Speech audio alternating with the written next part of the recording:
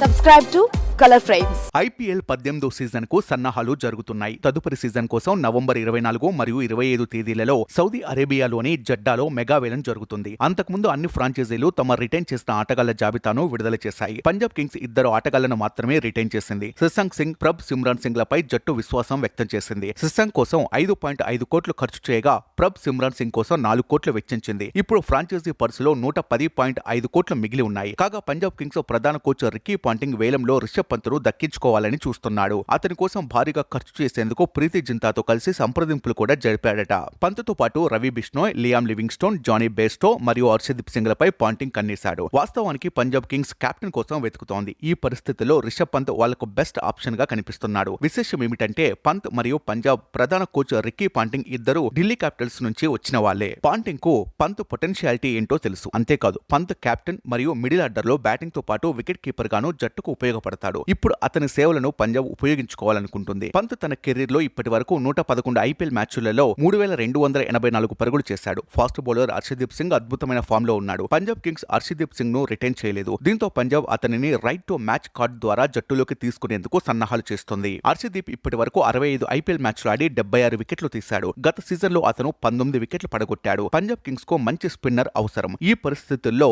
రవి బిష్నోయ్ కోసం భారీ మొత్తాన్ని ఖర్చు చేసే అవకాశం ఉంది. లీగ్ లో రవి బిష్నోయ్ ఇప్పటి వరకు 66 మ్యాచ్లు ఆడాడు. అందులో 63 వికెట్లు తీశాడు. పంజాబ్ కింగ్స్ కు గరిష్టంగా 4 రైట్ టు మ్యాచ్ కార్డులను ఉపయోగించుకునేందుకు అవకాశం ఉంది. ఈ నేపథ్యంలో వేలంలో వాటిని పూర్తిగా ఉపయోగించుకోవాలనుకుంటోంది. వేలం సమయంలో పంజాబ్ కింగ్స్ ఆర్టీఎం ద్వారా లియామ్ లివింగ్స్టోన్ ను కూడా తీసుకోవాలని భావిస్తోంది. స్టోన్ గత సీజన్ లో 7 మ్యాచ్ల్లో 111 పరుగులు చేశాడు. లీగ్ లో 39 మ్యాచ్ల్లో 939 పరుగులు చేశాడు. ఇక రైట్ టు మ్యాచ్ కార్డు ఉపయోగించి జానీ బేస్టోన్ ను జోడించవచ్చు. బేస్టో రాక్తో జట్టుకు 2 వికెట్ కీపింగ్ ఆప్షన్లు లభించనున్నాయి. గత సీజన్ లో జానీ 11 మ్యాచ్ల్లో 298 పరుగులు చేశాడు. ఇది కాకుండా అతను తన కెరీర్ లో ఇప్పటి వరకు 50 ఐపీఎల్ మ్యాచ్లు ఆడాడు. ఐపీఎల్ లో బేర్స్టో 1589 పరుగులు చేశాడు. వీడియో మీకు నచ్చినట్లయితే ప్లీజ్ లైక్ చేయండి, షేర్ చేయండి, కామెంట్ చేయండి.